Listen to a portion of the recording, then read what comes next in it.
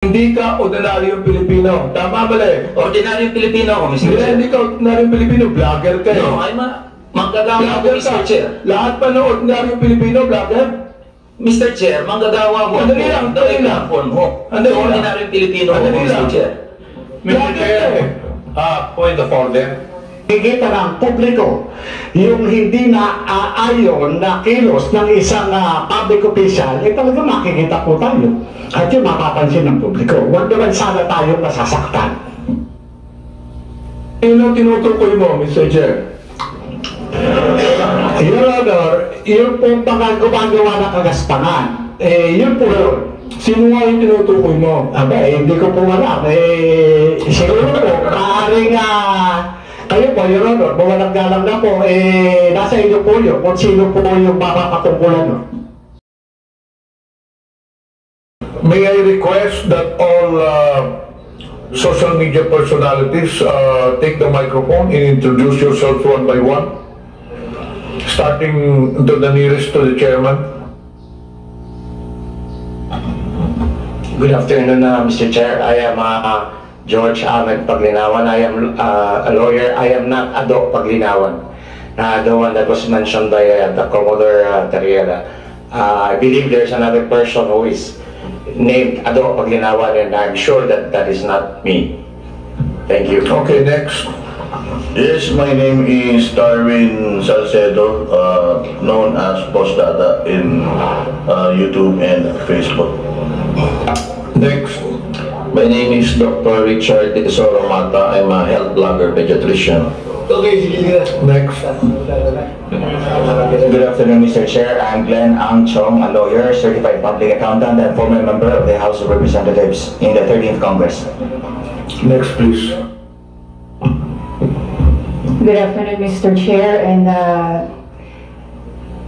my name is Zane Batalya. I'm the person behind I Am Sean Wayne. Yes. Good afternoon, Mr. Chair. I am Manuel Mata Jr., also known as Coco Locoy in social media. Coco Loco? Coco Locoy, Mr. Chair. Good afternoon, Mr. Chair. I'm former PDEA agent Jonathan Morales, and agent Tambayan, Your Honor. So you're now a blogger also, Mr. Morales? Di ba resource person ka sa Senate before? Yes, sir. Mula po nung pinigil yung PDEA Lex, nag-resort na po ako doon sa... You were a former PDEA agent? Yes, sir. Yes, Mr. Chairman. Blogger ka na ngayon? Yes, sir. Okay, next. I'm Vivian Rodriguez, better known as Vivian Velez, as my screen name. I was not invited in this committee hearing, but I was mentioned the last time, the last hearing, so I'm here. Anyway, this is a public hearing. Anyone is welcome to attend the hearing. Next. Good afternoon po, Mr. Chair. I am Alvin Montero. I'm not a blogger or I'm not a journalist. Thank you. Good afternoon, Mr. Chair and honorable members of the committee. My name is Claro Ganya. I'm a retired professor. I'm not a blogger. I just express my opinions in social media. Okay. Thank you, sir. Good afternoon, Mr. Chair. Ako po si Elijah San Fernando, isa pong manggagawa at unionista, kilala sa TikTok at Facebook bilang Eli San Fernando. Next, please. Good afternoon, Mr. Chair. My name is Maria Florinda Princess Duque, or better known as Pebbles Duque. I am now a law student.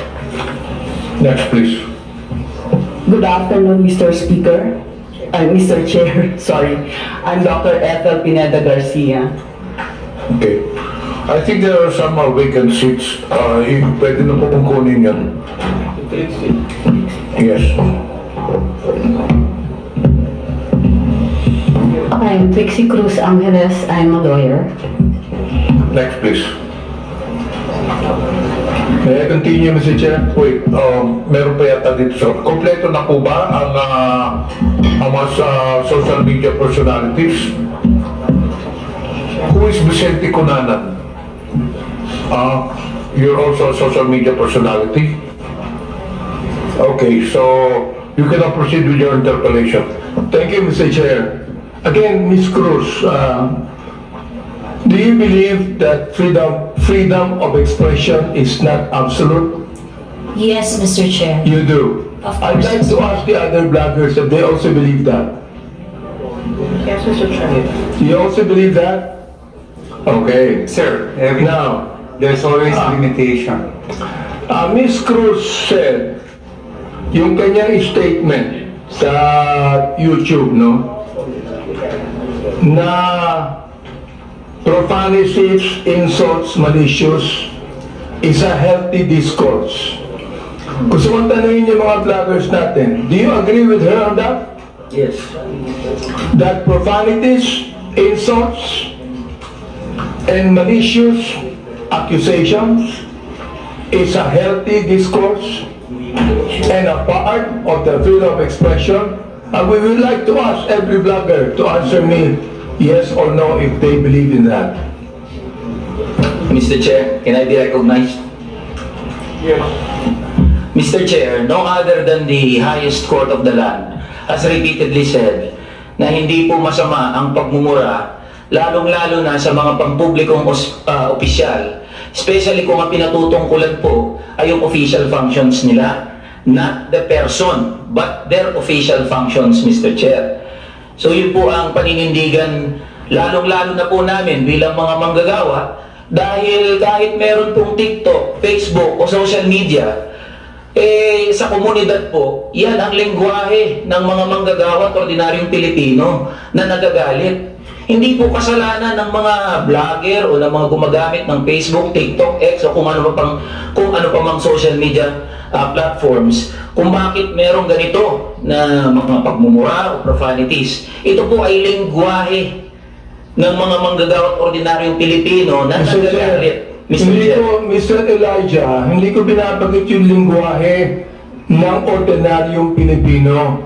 Ang binabanggit ko, lingwahe ng vlogger. Hindi ka ordinaryong Pilipino. Mr. Chair. Tatandali lang. Kasalala pa ako eh.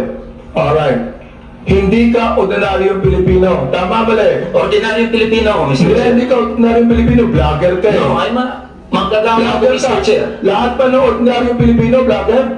Mr. Chair, manggagawa ko. Andali lang, andali lang. Ordinaryong Pilipino ako, Mr. Chair. Mr. Chair, point of order. We have our rules here. I think the resource person cannot answer without being recognized by the chair. Sorry, Mr. Chair. Okay, to all reminder to all resource persons, let the interpolator finish his line of questioning in his statement, and resource persons can only talk when the chair recognizes them. Okay, nabanggit mo kanina na yung profanities, yung insult,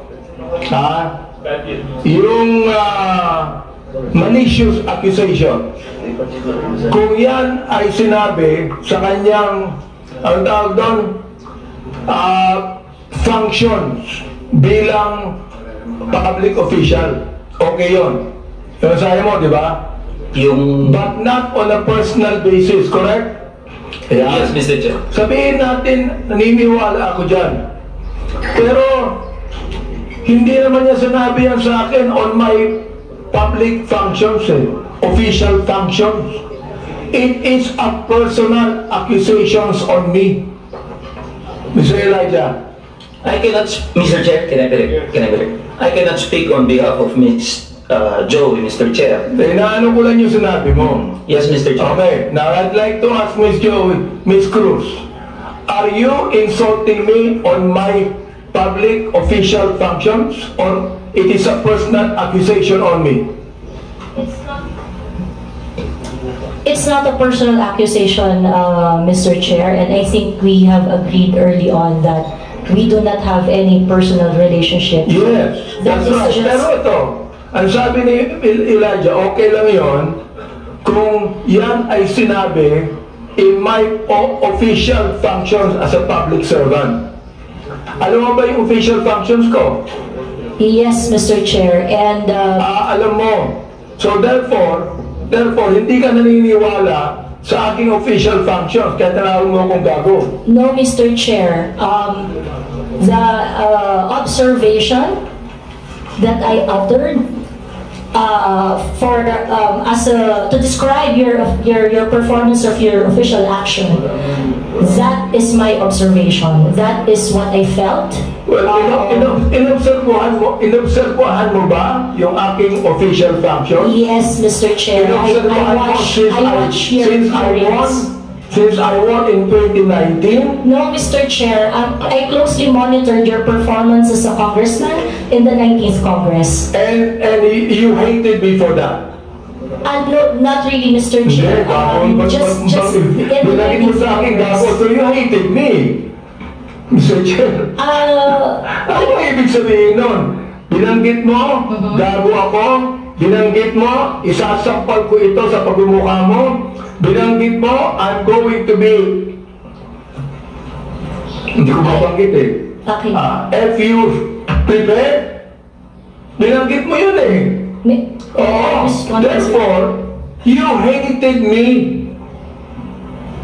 Hindi pwedeng sabihin mo sa akin na you love me. Is that the person that you said that you love me? I love you, and because of that, isasampal ko ito sa'yo. May I respond, Mr. Chair? Yeah, go ahead. Mr. Chair, go ahead, respond. At the very most, I do not like your performance as a member of the 19th Congress. But hate is such a powerful word because we established earlier that we do not have any personal relationship or any personal relationship. Binanggit mo yung human rights. Yes, Mr. Chair. Diba? Correct, Mr. Chair. Therefore, Mr. Chair, you violated my human rights. Why? Because when you said those profanities, those insults, yung gago, yung isasampal ko ito sa pagmumukha mo, you violated my human rights. You did. May I respond, Mr. Chair? Mr. Chair, hindi ako nagagalit sa'yo. Okay? At wala akong pakialam sa'yo. Kahit na anong sabihin mo, okay lang sa akin. Alright? Pero itong ating pinag-uusapan ngayon, merong kinalaman sa mga legislation na aming gagawin later on. That is why I am asking you right now. Sapagkat napakahalaga nito. Kapag binabanggit mo, if you're saying that using profanities, insults, and malicious accusations online represent fair and respectful discourse and a healthy discourse, therefore you're telling us that the freedom of expression is absolute. You can say anything you want, and that is freedom of expression. Yun ang sinasabi ko, Mr. Chair. May I respond, Mr. Chair? Pag binanggit mo, if you said that freedom of expression is not absolute, therefore, there are certain things that you cannot say. Yun ang ibig sabihin ng freedom of expression is not absolute. May limitation yun. Di ba? Go ahead. You can answer now. Okay, thank you very much, Mr. Chair. Mr. Chair, in the universal thoughts and ideas, there would always be a limitation. The freedom of speech is not absolute. And the limitation of freedom of speech is well defined. Under the law, under the jurisprudence, there are things that you cannot say. There are things that... Mr. Chair, what jurisprudence are you talking about? Supreme Court decisions, Your Honor. Can you tell me what law? Example of law that limits your freedom of expression. For example, Mr. Chair. Yes, Mr. Chair. For example, Mr. Chair, there is, I cannot specify the specific law, Mr. Chair. There is a law on libel. Yeah, there is a law on slander. There is a law. Is it okay, Mr. Chair, if I give my example? Okay, thank you very much.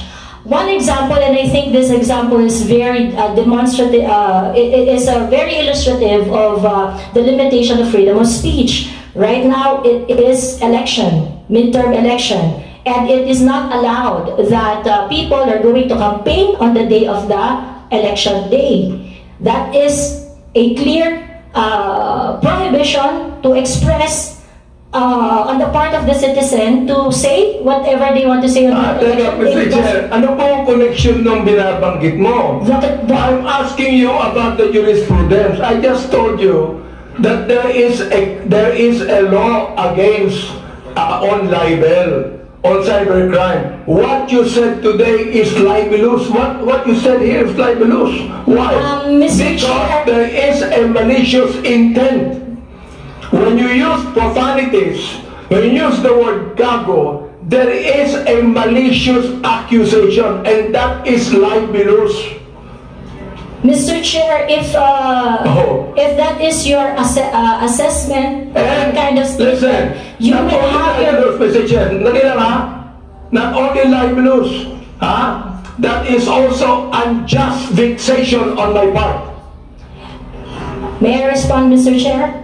Go ahead. Okay, Mr. Chair, if you think that you are violated by my exercise of my freedom, you would have your right and Mr. Chair, so that don't worry. the maliciousness of that statement can be sorted out with the proper authority. Don't worry. I'm not going to charge you. If I charge you in court, matatalo ka eh. Pero hindi. Oo. Unjust vexation to. Alam niyo ba yun? Are you a lawyer or not? I am not a lawyer, Mr. Chair. Therefore, you should know this. The thing is this, pero huwag kang magalala. Hindi ako magdidemanda sa'yo. Do you know why? You're not important to me. Alright? Ang dahilan lamang, kaya natin ginagawa ito, para magkaroon kami ng idea kung ano legislation ang nais naming gawin. Pero ikaw, you are not important to me. Alright? Oo. Thank you, Mr. Chair. Yan. Huwag kang magalala. Hindi ako kailanman magdidemanda sa iyo. Alright? Tumatawa ka pa eh. Thank you, Mr. Chair. Natatawa ka sa akin eh. No, Mr. Chair, I am expressing my gratitude, Mr. Chair. Ganun ba? Mr. Chair, tumatawa ka and you're expressing your gratitude by your sarcastic laughter? I am not laughing, Mr. Chair. It's just a natural smile, Mr. Chair. So gusto kong tanungin po, itong ating vloggers na ito, kayo po mga vlogger natin, do you agree with what Miss Joey Cruz said? Every one of you could be able to answer, if you agree. I have a lawyer there. Attorney Trixie.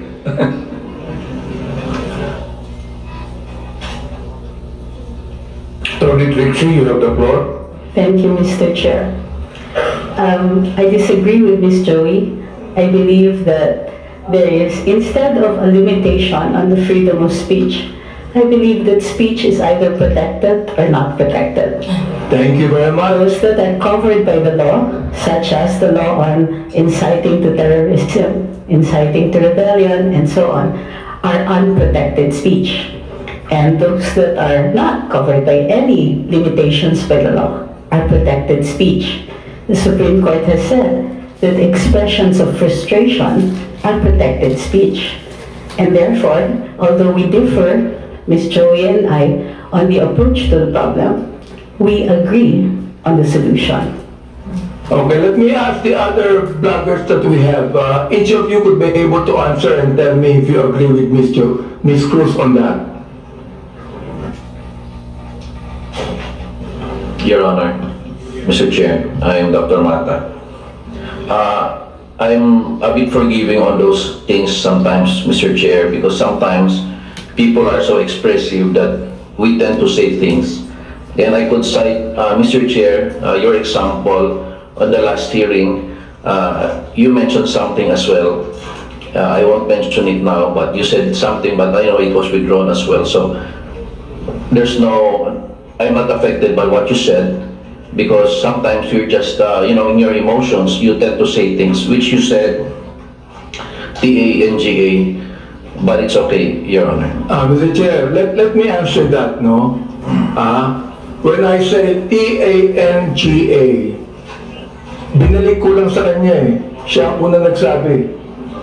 Siya ang unang nagsabi. Para bang pinukul ko ng balisong, nasa lubong yung balisong, binalik mo sa kanya. Kaya ako binanggit, hindi ako ang unang nagsabi. Ang unang nagsabi, yung vlogger mismo, ibinalik ko lamang sa kanya. Oh, ngayon, ako ang masama. Samantalang yung vlogger na nagsabing tanga ang gobyerno, hindi masama. Nung ako ang nagsabing tanga, ako naman ngayon na masama. Ano ba talaga, Mr. Chair? Yes, thank you for your explanation on that, Mr. Chair. Mr. Chair.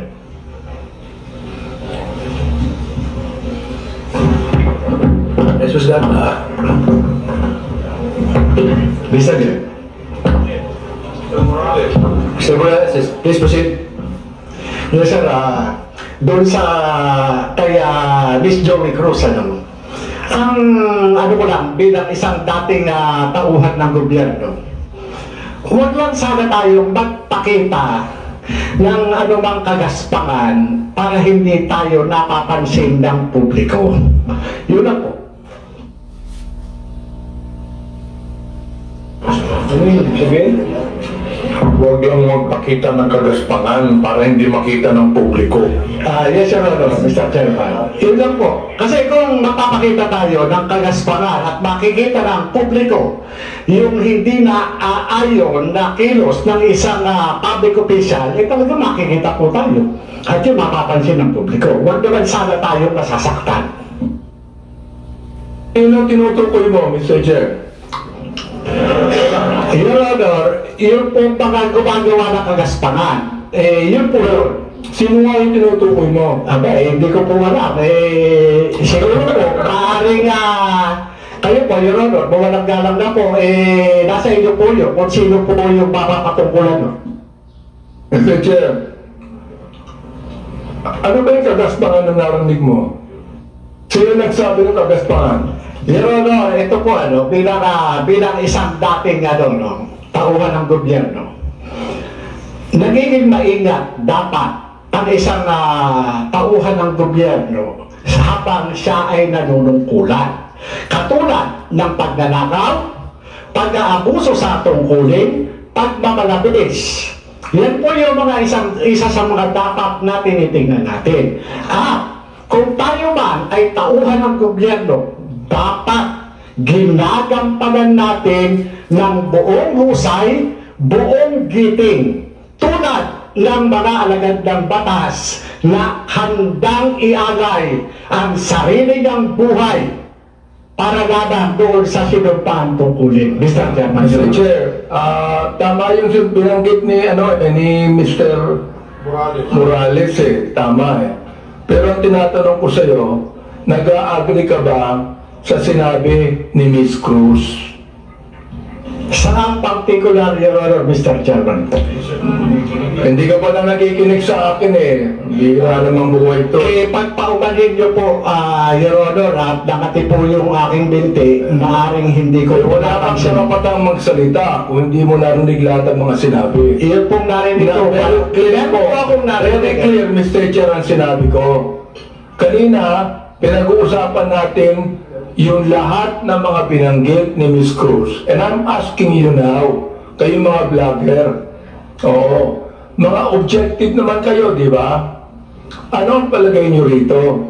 Palagay nyo ba na itong malicious, ulitin ko para malaman mo, itong malicious, profanities, at insults, accusation, na ibinigay po ni Miss Cruz, ay kasama po yan sa tinatawag nating protected discourse o kaya naman healthy discourse or freedom of expression. Yun po pinoprotektahan ng batas. Ito po yung opinion o saloobin ng isang mamamayang Pilipino patungkol doon po sa pagkukulang ng isang public officer. Yun po hindi pinoprotektahan ng batas. Ito po yung pag-iinganyo ng paggawa ng iligal o labag sa batas. Yung pagkukulang, Mr. Chair, kung walang ginawang iligal, may karapatan ba siya? Kung walang ginawang iligal, Your Honor? Depende po sa napapansin at kung po sa nagbibigay ng opinion. Miss Joey, meron po ba akong ginawang illegal? Meron po ba? Nothing that I said in wala akong ginawang illegal. Meron ba akong ginawang immoral? There are things that I may not agree. You may not agree, that's fine with me. Yeah. Pero ang tinatanong ko, meron ba akong ginawang immoral? I agree that there are some things that you do not agree. Okay lang yun sa akin. Differences in values, Your Honor. Diba? Pero wala akong ginawang immoral o illegal. You said that yourself. So therefore, anong ibig sabihin ng profanities, insults, and malicious accusations you gave to me? Yun ang tinatanong ko. Ha? May I answer, Your Honor? Yeah, go ahead. Okay. First of all, Your Honor, I would just like to take exception once again that I never agreed to anything, any statement that is malicious as part of freedom of speech. It's not. What I said are not malicious. Those are observation on my end, and the profanity is part of part of my expression of discontentment, disgust, because my expectation for a public officer is not Therefore, Mr. Chair, when you're saying that a public official who is not doing anything illegal or immoral, and you said something malicious, insult and profanities, again, that is your observation. And you have the right to say that. Again, Mr. Chair, I am taking exception on the malicious statement. My statements are not malicious because my statements are always pertaining to the exercise of the public duty of the officer I am responding to. So therefore, when you said gago, that is not malicious. That is not malicious, Mr. Chair. Okay. That is not malicious, ha? Yes, Mr. Chair. Oo.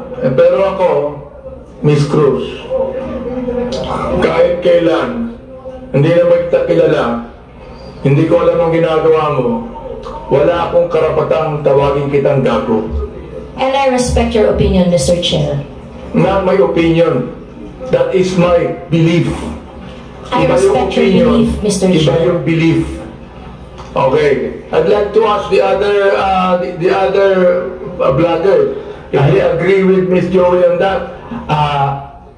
Una po, I agree po na this is not malicious kasi na-establish na po na hindi po namin kayo kilala personally. And kung sabihin namin mahal namin kayo, it is because of your work as public official. Hindi po ibig sabihin mahal po namin kayo bilang kung ano pa man malisyoso. And when we say we don't like what you are doing, it is also not malicious. It pertains to your job as a government official. So I think magkaiba din po kasi yung sukatan sa public official and also private citizen. So I think it's important for us to understand the difference of and the limitation doon sa public official and sa private citizen. And I agree po. Lahat po ng sinasabi namin sa inyo, because we don't know you personally, are not malicious. It's not personal. It's about your job lang po. Sometimes, Mr. Chair, I'm not onion skinned. Ayan, ako, kilala ako ni Congressman Glenn. Kaibigan ko yan. I'm not onion skin. Ang pinapagit lamang natin dito is how do we limit this? How do we regulate this? Yun ang aming inaanong batas. How do we regulate this kind of statements? Na masyadong personal to eh. Iba, hindi ko na nga pinapansin eh. Oo. Kung hindi lang binigay sa akin itong mga bagay na sinabi, makikita ko ba ito? Hindi ko nakita ito eh, Miss Joey Cruz eh. I don't even care about that anymore. Hindi ako apektado dito eh. Di ba? The thing is this, kayo makakatulong sa amin for us to be able to craft a better legislation to what? To tell you that the freedom of expression is not absolute. Yun ang nais namin sabihin dito. So, the rest of the vloggers, if, yes, Attorney Glenn, go ahead. Thank you, Mr. Chair. While we recognize the plenary power of this Congress to enact legislation to limit freedom of speech or expression, I would just like also to exhort the members of Congress, the honorable members of Congress, to remember that the exercise of free speech, public officials should not be onion-skinned. I know hindi po kayo onion-skinned, Congressman, Honorable Abante. Public officials should not be onion-skinned, and that free speech serves as a scalpel that removes the obsessions of officialdom. I quote the jurisprudence. It's a landmark decision of the Supreme Court. So we have to make a tight balance between limiting the freedom of speech and, of course, when it comes to public acts of public officials. Yun na po, Mr. Chair. May we hear the others, Mr. Chair? Go ahead. That handsome man right there. Ako po, Mr. Chair. May I be recognized po? Mr. Chair, sundan ko lang po yung binanggit po ni Attorney Trixie about protected speech. I don't know the specifics of what Ms. Joey said. Be that as it may, Mr. Chair, kung yung pong mga binanggit niya ay nakapatungkol po sa official function, then it is warranted. If it pertains to the personal po na buhay, then it is unwarranted. Naiintindihan po namin yung predicament, Mr. Chair, ng mga congressman natin, ng mga public official natin na talagang nasa scrutiny ng taong bayan. Pero hinihingi rin po ng taong bayan, lalong-lalo na ng mga manggagawa, ang pag-intindi po ng ating mga congressmen doon sa kung ano yung nararamdaman at ano yung pakiramdam, emosyon ng mga tao patungkol doon sa function po ng ating mga public official. I believe yung mga binanggit po ni Ms. Joey, it is part of protected speech. And I think doon po pwede tayong magkaisa. That's all, Mr. Chair. Meron pa. Yes, Ms. Mr. Chair, good afternoon po. Yung tungkol po sa sinabi ni, pagsasamahin ko na po yung tatlo, ni Ma'am Joey, ni Attorney Trixie, at saka ni Sir Elijah. Kami po na mga content creators, nasa public eye din po kami, gaya po ninyo. So, whatever content or opinions that we also post online, nakaka-receive din po kami ng mga gaya ninyo na masasakit na salita. Kaya naiintindihan po namin kung saan din kayo nanggagaling. However, ang difference lang po natin, ang atake sa amin personal, ang atake po sa inyo, on your official function. Ngayon, ang masasabi ko lang po siguro pagdating sa bagay na yan, kami po, pinapabayaan po namin yung mga haters namin at saka bashers to air out what they think and feel about what we say. Hindi ko naman din po sinasabi na dapat ganun din po kayo. It's so happen lang that sa inyo po, pagdating sa mga nasasabi nyo po, sa mga press briefing nyo po, sa press con nyo, or even sa mga pinapublish sa news, sa aming mga content creator, naka-anchor kami lagi kung ano lang po ang nasasabi ninyo. Mr. Chair, Ms. Batalya, yes, gusto ko lang pong banggitin din, Alam mo, natanggap ko itong mga bagay na ito since Quadcom days. Hindi ako binabas ng sino man bago ang Quadcom. Bakit kaya? Di ba? Share if I may. Hindi ako nababas Oo, ngayon lang talaga. Hindi ko alam kung bakit yun ang gusto kong sabihin sana sa inyo. Di ba? Yes, Manuel Mata po. Mr. Chair, that is exactly the point kung bakit hindi po tayo nakafocus dapat dun sa mga protected naman na speeches ng mga tao. But the reason of frustration, ano po yung context, bakit po nasabi yun ni frustrate, bakit nga po nasabi yun, and yun po yung masolusyonan natin. I think dun po sana tayo nakafocus, and I think yun yung rason kung bakit sinasabi ng batas natin na dapat hindi onion skinned yung mga government official para nakafocus tayo doon sa totoong problema and cause of frustration ng mga tao. Mr. Chair, sinabi ko na hindi ako onion skin, di ba? Yes po, Mr. Chair. The fact that you are here talking with us with this kind of respect is, I agree. Kaya, Mr. Chair, hindi ko talaga, since the time na yung Quadcom, hindi ako nagsalita ng anuman sa inyo o nag-vlog sa akin. Is Joey, hindi ka nakarinig sa akin anuman salita ka, di ba? Is Joey, you have never heard me say anything against you or about you, am I right? Yes, sir. Yes, Mr. Chair, we do not know each other personally. Ayun. And then, ganito, I have never said anything about you, nor anything that you have said against me. Am I right? Sorry, Mr. Chair? I have never said anything about you or anything against you, even if you said something against me. Am I right? That is correct, Mr. Chair. Yun ang gusto kong sabihin sa inyo.